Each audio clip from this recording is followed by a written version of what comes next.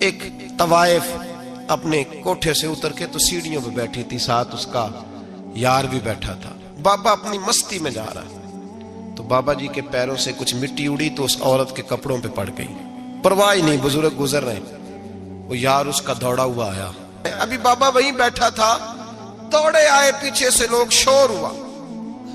बाबे को दबोच के वहां ले गए जहां उस नौजवान ने थप्पड़ मारा था। कहा तू अल्लाह का बंदा है, अल्लाह के बंदे बद्दुआ तो नहीं देते। हुआ क्या? हजरत फुज़ैल बिन अय्याज़ फरमाते हैं, एक जवान था, मस्जिद में आया, लोगों से कहने लगा रोटी खिलाओ। किसी ने तवज्जो ना की। उसने कहा मैं रब रब बताने वाला हूं, मेरी तरफ देखो तो सही। किसी शख्स ने ख्याल ही ना किया। हजरत फुज़ैल इब्न अय्याज़ कहते हैं इमाम साहब ने ऐलान किया चंदा दो, कोई लावारिस फौत हो गया, कफन देना। चंदा इकट्ठा हुआ, कफन खरीदा, जनाजा पड़ा, इशा के बाद दफन करके आए। फजर की नमाज के लिए जब इमाम और मुअज्जिन मस्जिद में आए तो चीखे मारने लगे, तड़पने लगे, दूर दूर तक आवाजें फैल गई, दुनिया दौड़ी आई। क्या हुआ?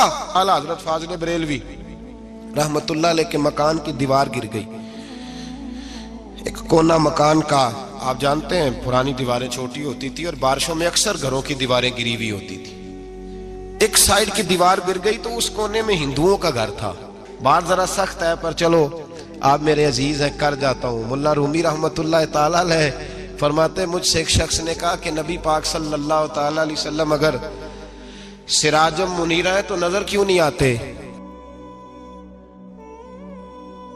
लवारिस बन के जिंदगी ना गुजारे।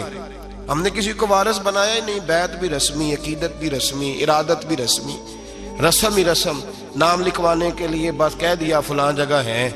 ओ भाई, जब कोई वारिस होता है तो फिर हालात बदले हुए होते हैं, फिर मिजाज बदले हुए होते हैं। हजरत मिर्जा मजहर जाने जाना फरमाते हैं कि बारिश हुई थी ताजी ताजी, दिल्ली में ताजी ताजी बारिश हुई। एक बाबा लकड़ी के जूते पहने खड़ाऊं, अल्लाहू अल्लाहू अल्लाहू, असी किसी दे कुछ भी नहीं लगते, ना कोई साडा दर्दी। बाबा मस्त होके जा रहा, अल्लाहू अल्लाहू करता जा रहा। एक तवाइफ अपने कोठे से उतर के तो सीढ़ियों पे बैठी थी, साथ उसका यार भी बैठा था। बाबा अपनी मस्ती में जा रहा है तो बाबा जी के पैरों से कुछ मिट्टी उड़ी तो उस औरत के कपड़ों पे पड़ गई। परवाह ही नहीं, बुजुर्ग गुजर रहे, वो यार उसका दौड़ा हुआ आया।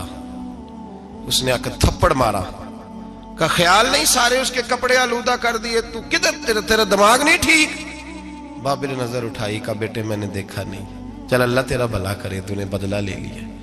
बाबा जी चुप करके, वइज़ा ख़ातबहुमुल जाहिलून क़ालू सलामा, चुप करके गुजर गए।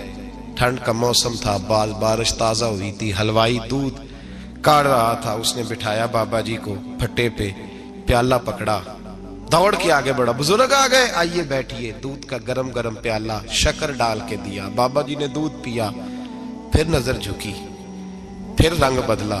कहने लगे मालिक तू कितना बेनियाज है, कहीं थप्पड़ मरवाता है, कहीं दूध पिलाता है। तेरी बेनियाजी है ना, उधर थप्पड़ मरवाया, यहाँ दूध पिलाया, तू ही जानता है तेरे ढंग क्या है। अभी बाबा वहीं बैठा था, दौड़े आए पीछे से लोग, शोर हुआ। बाबे को दबोच के वहां ले गए जहां उस नौजवान ने थप्पड़ मारा था। कहा तू अल्लाह का बंदा है, अल्लाह के बंदे बद्दुआ तो नहीं देते। हुआ क्या? कहा तूने बद्दुआ दी है? कहा नहीं दी, बात बताओ। कहने लगे उसने तुझे थप्पड़ मारा, छत पे चढ़ा है, पैर फिसला है, गर्दन के बल गिरा, मनका टूट गया, मर गया है, तूने बद्दुआ दी है। बाबा जी कहने लगे यार मैंने तो दूसरा लफ्ज भी नहीं कहा, भला हो कह के गुजरा हूं, मैंने नहीं बद्दुआ दी। कहा तूने दी है तभी तो मर गया। कहा नहीं दी। कहा बाबा तू बुजुर्ग आदमी है, सच बोल। तो बाबा जी कहने लगे सच सुनो। फिर मैं आ रहा था, मेरे पैरों से मिट्टी उड़ी, इसके यार के कपड़ों पे पड़ी, इसे बुरा लगा, इसने मुझे मारा। जब इसने मुझे मारा तो मैं कोई लवारिस तो नहीं था, जब इसने मुझे मारा तो मैं कोई लवारिस तो नहीं था। मुझे दुश्मनों न छेड़ो, मेरा है कोई जहां में, मैं अभी पुकार लूंगा, नहीं दूर है मदीना। इसने मुझे मारा तो मैं कोई लवारिस था कि मेरा बदला कोई ना लेता। इसने मुझे मारा है तो मेरे यार को बुरा लगा है तो उसने इसे मार दिया है, मेरी तो गलती कोई नहीं, यारों यारों का झगड़ा है, ये तो दोस्तों का झगड़ा है, ये तो यारों का झगड़ा है, कोई गलती नहीं मेरी, कोई गलती नहीं। खश खश जिन्ना कदर नहीं मेरा, ये मेरे साहब नू वड्याइयां मैं ते गलियां दा रूड़ा कूड़ा, मैं गलियां दा रूड़ा कूड़ा, मैनू महल चढ़ाया है साइया, मैनू महल चढ़ाया है साइया। फरमाया इसने मुझे लवारस समझा था कि थप्पड़ मार के गुजर जाए, मेरा को पूछेगा ही नहीं। मेरे रसूल पाक अलैहिस्सलाम के बारे में रब फरमाता है अभी मैं तो तेरे हो तो वे काफिर को सजा नहीं देता कि तू मौजूद है। याद रखें, हजरत फुज़ैल बिन अय्याज़ फरमाते हैं एक जवान था,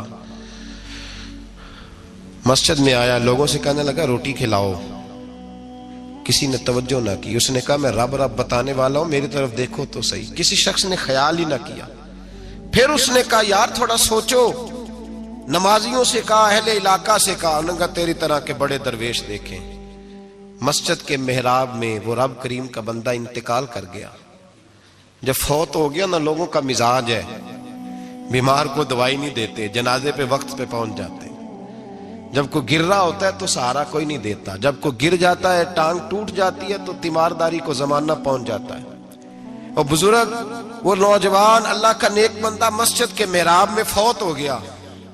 हजरत फुज़ैल इब्न अय्याज़ कहते हैं इमाम साहब ने ऐलान किया चंदा दो, कोई लावारस फौत हो गया, कफन देना। चंदा इकट्ठा हुआ, कफन खरीदा, जनाजा पड़ा, इशा के बाद दफन करके आए। फजर की नमाज के लिए जब इमाम और मुअज्जिन मस्जिद में आए तो चीखे मारने लगे, तड़पने लगे, दूर दूर तक आवाजें फैल गई। दुनिया दौड़ी आई, क्या हुआ? कहने लगे वो जो तुमने कफन पहनाया था वो यहां पड़ा हुआ है, और देखो कफन पे तहरीर लिखी है। तहरीर क्या है?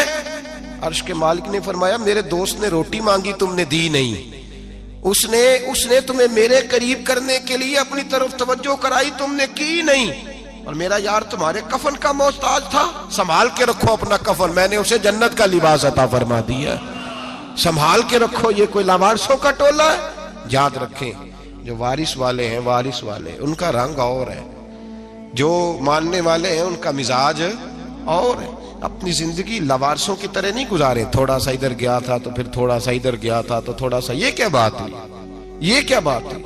अपने आप को, अपनी निस्बत को, अपने अकीदे को मजबूत रखें। 1 इंच के लिए आला हजरत फाजिल बरेलवी रहमतुल्लाह अलैह के मकान की दीवार गिर गई।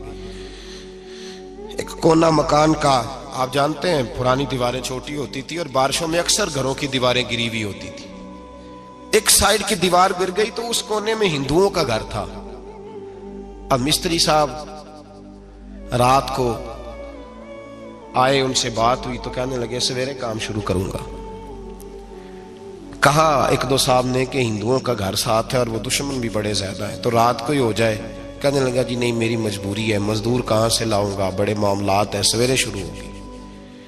अब रात को मौलाना ज़फ़रुद्दीन बिहारी अलैहिर्रहमा कहते हैं बच्चे मदरसे के, बाकी सारे लोग, सबको जमा किया गया, चूंकि उस तरफ से थोड़ा खतरा था हिंदुओं की जानिब से।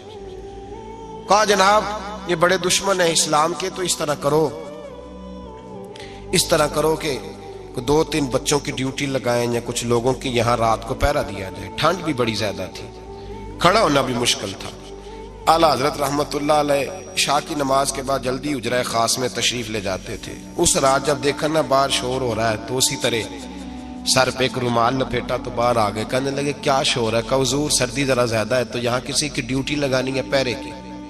2 मिनट खामोश रहे, फिर फरमाने लगे कोई जरूरत नहीं, जाओ सो जाओ सारे जाके, कोई जरूरत नहीं, जाओ अपने अपने घरों को, कोई आदत नहीं, पहुंच जाओ। कहा हुजूर मेहरबानी करे, वो तय होने लगा था। फरमाया मेरी वजह से क्यों कोई सारी रात बेदार रहे, जाओ तुम्हें कहा ना आराम करो। लोग सो गए। सुबह फजर की नमाज पढ़ के आला हजरत रहमतुल्लाह ताला अलैह जब सीढ़ियां उतर रहे थे रजा मस्जिद की, तो वो जिस हिंदू की जानिब से ज्यादा खतरा था वो सीढ़ियों पे बैठा था, मस्जिद की सीढ़ियों पे।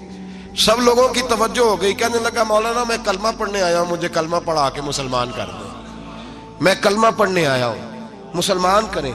लोगों की तवज्जो, आला फरमाने लगे नहीं अभी तो इंतजार कर, थोड़ी देर के, अच्छी तरह सोच ले, जज्बाती फैसला ना कर कि तू आ रहा है। ये कह के जब 2 सीढ़ियां नीचे उतरे उसके पास से तो उसने पैर थाम लिए। कहने लगा अब ऐसे तो ना करो, रोने लगा। आला हजरत रहमतुल्लाह ने कलमा पढ़ाया, कुछ बातों की नसीहत फरमाई, तशरीफ ले गए। घेरने वाले घेर के बैठ गए। कहने लगे हमें भी बता बदला कैसे है।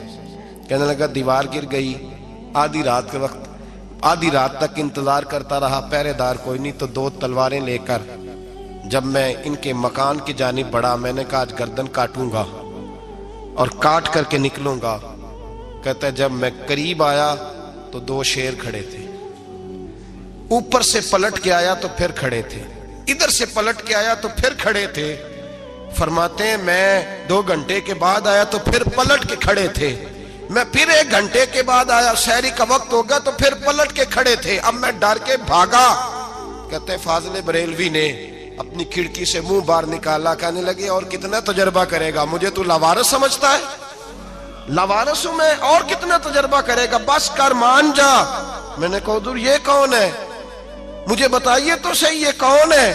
तो कहने लगे मैंने सारी जिंदगी रसूलुल्लाह की अजमत का दिफा किया है, सारी जिंदगी गौसे आजम के नारे लगाए हैं, अभी तो ये मदद सिर्फ गौस पाक जैलानी की भेजी हुई है, अभी तो गौसे आजम की भेजी हुई मदद है, मौला अली अभी पीछे हैं, 2 जहां के महबूब अभी इससे पीछे हैं, वो तो अभी पीछे हैं, पीछे खड़े हैं कि जरूरत पड़ी तो हम भी तैयार बैठे हैं। ओ भाई आज रिवाज हो गया, रिवाज। मैंने 2-4 दिन पहले भी कहा था, लोग कहते नहीं कोई नहीं जरूरत, सामने सारा कुछ नजर आ रहा है। ओ खुदा के बंदो याद रखो, निस्बत है बड़ी चीज, जाने तगो दो में। अगर किसी को निस्बत मुयस्सर आ गई ना, निस्बत, खाली दामन ही मिल गया, तेरे हाथ में कुछ है तो होनी चाहिए ना, खाली दामन ही तुझे किसी का मुयस्सर आ गया तो तू बच गया। अपनी निस्बतों की हिफाजत करें, इनको मजबूत करें, इन पर मेहनत करें, इन पर तवज्जो रखें। ये निस्बत जो होती है ना, निस्बत, ये देखे ना, एक गत्ता है, वो आम किताब को लगा हुआ है तो जहां मर्जी रख दो, उसकी कोई कदर नहीं, लेकिन जो गत्ता कुरान मजीद को लग गया है उसको बगैर वजू छूना जायज है। एक पट्टे पे ईंट बनी है जो बाथरूम में लग गई, वहां बगैर जूते के जाया नहीं जा सकता, और जो मस्जिद में लग गई वहां जूते पहन के जाया नहीं जा सकता। ये निस्बत है बड़ी चीज, अगर मुयस्सर आए, नसीब हो, अपनी निस्बत को मजबूत करके रखा करें, इसकी ज्वलानी का मुजाहरा किया करें, इस निस्बत में रोज तवानाई आनी चाहिए। मैं आपको बड़ी जिम्मेदारी के साथ एक बात बताता हूं तजर्बे की, हमें जितना किसी ने आके कहा है ना निस्बत के खिलाफ, हमारी निस्बत उससे ज्यादा मजबूत हुई। हमें जितना किसी ने आके कहा है ना जी आपको क्या मिला, आपको क्या मिला, तो हमने उतना कहा यार जैसे जैसे तू कहता जाता है हमारी तो निस्बत में इजाफा होता जाता है, हमारा तो मिजाज बदलता जाता है, रोज एक नया पर्दा खुलता है, रोज एक नया रंग वाजे होता है, रोज एक नई तवानाई। अभी थोड़े दिन की बात है, एक मौलाना शरफुद्दीन साहब है, मुफ्ती साहब, मेरे हजरत साहब के मुरीद हुए, मुफ्ती थे, आलिम आदमी थे, सरकार ताजु शरिया, हमारे शेख से बैत की। अब हमारे हजरत साहब का इस वक्त हाल वही है, वराई तन्नास यदखुलून फी दीनिल्लाहि अफवाजा। अब फौजों की फौजें लोग आते हैं, हमने देखा है सिर्फ खाली मुरीद होने वाले बाहर सैकड़ों की तादाद में हजारों लोग बैठे हैं कि सिर्फ बैत इतना कह दे हमने कबूल किया। इस आलम में, और जहां हजरत साहब का ऐलान हो जाए कि तशरीफ लाने वहां लाखों का मजमा जमा हो जाता है और एक झलक देखने को लोग तरसते रहते हैं। ये कैफियत हमने देखी, वो दौर गुजर गया, कभी ऐसा भी होता था एक मैं होता था, एक तू होता था, और तीसरी तन्हाई होती थी। वो दौर बीत जाता है, वो लम्हे किसी किसी को नसीब आते हैं। हजरत का वो मौलाना शरफुद्दीन साहब कहते हैं मुरीद हुआ, तो मुरीद हुआ मजमे में, रस्सी हजरत फेंकते हैं या चादर फेंकते हैं तो पकड़ के मुरीद हुआ, तो साथ साथ और चादरें बांधी थी, लोगों ने पकड़ी हुई थी। एक मौलाना, मैं जब बैत होके आया उनको बताया तो मुझे कहने लगे यार तो ऐसी जगह मुरीद हो गया जो तेरी बात भी ना सुन सके, जिनको तो दुखड़ा भी ना सुना सके, जो मसरूफ ही बड़े रहते हैं, कहाँ मुरीद हो गया? तो ऐसे पीर का बैत होता जहां तू जाता, वो तेरे पास आते, गुफ्तगू होती, बातचीत होती।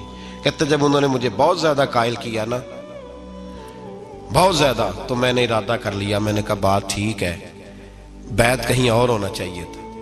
कहते मैं इशा के बाद सोया तो हजरत साहब मुझे ख्वाब में मिले, ख्वाब में, और फरमाने लगे मौलाना जब आप मुरीद हुए थे तो आप इस जानिब बैठे थे, इस कोने में आप थे, इतने लोग आपसे पहले थे, इस हाल में आप मुरीद हुए थे, और जहां तक बातचीत करने की बात है तो आपने जो दिल में सोचा था वो मैंने आके आपको बता दिया है।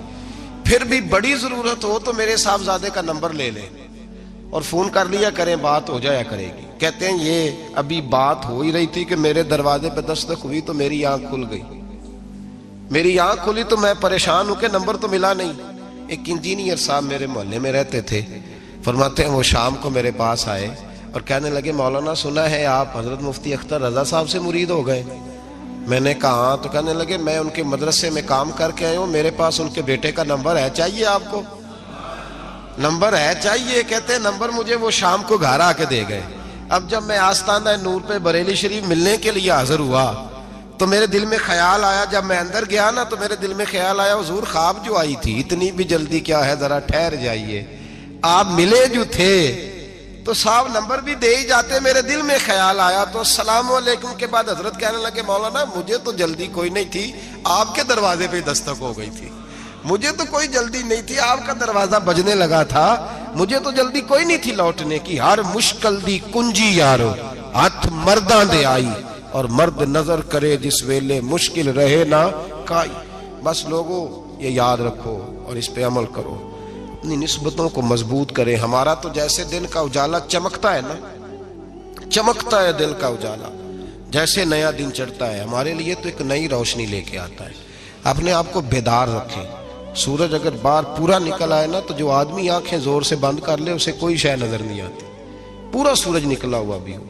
सूरज उसे नजर आएगा जिसकी अपनी आंखें भी खुली होंगी। तो आंखें ही नहीं खोल रहे, तो आंखें ही नहीं खोल रहे, आंखें, ये शिकवा आंखें ना खोलने का है, आंखें ही नहीं खोल रहे तो सूरज कैसे नजर आएगा? बात जरा सख्त है पर चलो आप मेरे अजीज हैं कर जाता हूँ। मुल्ला रूमी रहमतुल्लाह ताला अलैह फरमाते मुझसे एक शख्स ने कहा कि नबी पाक सल्लल्लाहु ताला अलैहि वसल्लम अगर सिराजम मुनीरा है तो नजर क्यों नहीं आते? तो मैंने कहा उल्लू अगर आंखें बंद कर ले तो उसे कोई शय नजर नहीं आती, आंखें बंद कर ले तो उसे कोई शय नजर, तो आंखें तो खोलना, आंखें खोल। यहाँ मैं अपने कमरे में यूं पर्दा आगे करके लाइट बंद करके बाहर शोर मचाऊं, सूरज कोई नहीं, सूरज कोई नहीं, तो मुझे कोई बंदा कहेगा पागल इस तरह कर, बाहर निकल, इधर आ तुझे दिखाऊं सूरज है कि नहीं, तेरी तो अपनी आंखें बंद है। इकबाल कहते हैं दिले बीना भी कर खुदा से तलब, आंख का नूर दिल का नूर नहीं, अंदर की आंखें खोल, अंदर इतना अंधेरा है तो बाहर कैसे नजर आएगा? तो लोग आंख ही नहीं खोलते, बस दाएं बाएं देखते रहते हैं। निस्बत को मजबूत करें। रब तो फरमाता है हबीब तू मौजूद है तो मैं काफिर को भी अजाब नहीं देता। अब यहाँ खालिस निस्बत का बयान है, खालिस। ये नहीं फरमाया कि हबीब इनके अमल अच्छे हैं तो मैं अजाब नहीं देता, ये नहीं फरमाया कि हबीब यहाँ खाना काबा है तो मैं अजाब नहीं देता। निस्बत की बात फरमाई, निस्बत की। ये नहीं फरमाया कि हबीब यहाँ रोज तवाफ होता है तो अजाब नहीं देता, यहाँ तिलावत होती है तो फरमाया हबीब तू है, तू है इसलिए मैं इन्हें अजाब। मदीने में कभी जलजला नहीं आया, पता है आपको? इसलिए नहीं आया कि वहां मेरे मुस्तफा का गुंबद खजरा है। कोई फसल वो बीजते नहीं, कोई फसल बोते नहीं, वो कोई फसल भी, लेकिन दुनिया की हर शय आपको मदीने में मिलती है। जो सबसे अच्छा फल खाना चाहे उसे मदीने में जाकर मिलता है, इसलिए कि वहां गुंबद खजरा की हरियाली मौजूद है। दुनिया की हर नेमत मिलती है इसलिए कि गुंबद खजरा जो मौजूद है। तो भाई ये निस्बतों की बात है, निस्बतों की।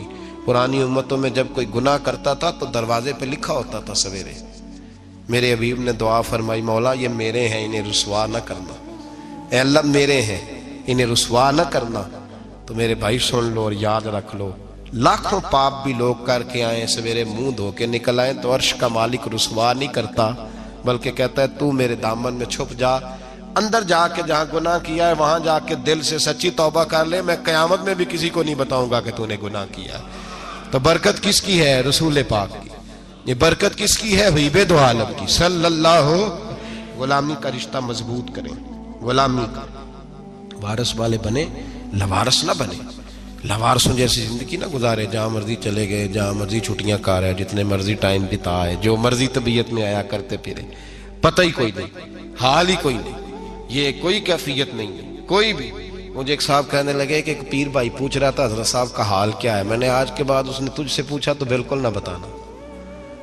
वो कैसा बेटा है, वो कैसा बेटा है जो पड़ोसियों से दाएं बाएं लोगों से हाल पूछता है, उसे पता ही नहीं, उसे खबर ही नहीं, उसे तो लम्हे लम्हे की खबर होनी चाहिए, उसे तो मिनट मिनट का पता होना चाहिए था। वो उसने किस तरह की निस्बत रखी हुई है जिसको हम सायों से पूछने पड़ता है, जरा पता करके बताना हाल क्या है। तू किधर था भाई, इतनी देर हो गई, तूने हाल भी किसी और से पता कराना है। मैंने कहा उसको कहना आज के बाद हाल पूछना हुआ तो खत लिखे, मैं भी जवाब लिख दूंगा, बात खत्म हो गई। जब दूर दूर जो रहना है तो ठीक है, फिर इस तरह ना तो खुदा है ना मेरा इश्क फरिश्तों जैसा, दोनों इंसान है तो फिर क्यों इतने हिजाबों में मिले। और उसने कहा था अब कि हम बिछड़े तो शायद कभी ख्वाबों में मिले, जैसे सूखे हुए फूल किताबों में मिले। ऐसा काम न करें कि वो अंदाज ही बदल जाए, अपने आप को, अपनी निस्बतों को मजबूत करें। अल्लाह तबारक व तआला से दुआ और इल्तिजा है कि अल्लाह करीम हमें निस्बतों की मजबूती अता फरमाए, और अल्लाह तबारक व तआला हमें ये तौफीक दे कि हम समझ जाएं इस बात को कि असल बात है क्या, और असल की मजबूती कितनी ज़रूरी है, असल तक पहुंचना कितना ज़रूरी है। और ये भी याद रखें, अम्मा जब नाराज़ होती है ना, जब अम्मा नाराज़ होती है तो कहती है बस निकल जाता, फटाफट निकल, दौड़ जा, कोई ताल्लुक नहीं। अब्बा भी कहता है आ जाया तो टांगे तोड़ दूंगा, हाल ही कोई नहीं। और वही बेटा जाके 2 मिनट पैरों में बैठता है, कहता है अम्मा तुझे पता ही नहीं मैं कितनी टेंशन में था। तो वही अम्मा बाहर निकल के पहले बढ़ के मार रही होती है, हद कर दूंगी, फिर वही अम्मा कहती है बड़ा परेशान है बेचारा। ये कैफियत है, अपने आप को सही करें, अपनी निस्बतों को मजबूत करें, अहकामात पे अमल करें, महबूब की गुलामी तगड़ी करें। ये जो सुस्तियाँ हैं, कोताहियाँ, इनको दूर करें। जिंदगी का लुत्फ आता ही तब है जब आप पूरे तौर पर अपने आप को चाको चौबंद करते हैं। अगर थोड़ा कर लिया, थोड़ा छोड़ दिया, 1 पढ़ ली, 3 रह गई, 3 पढ़ ली, 2 रह गई, ये लुत्फ नहीं है, ये जायका नहीं है। अपने आप को मजबूत करें और पूरा मजबूत करें, पूरी अपने अंदर जो है वो जौलानी निस्बत की पैदा करें। बस ये दुआ करें अल्लाह जब तक जिंदा रखे गुलामी में रखे, और मारे तो गुलामों जैसी मौत अता फरमाए।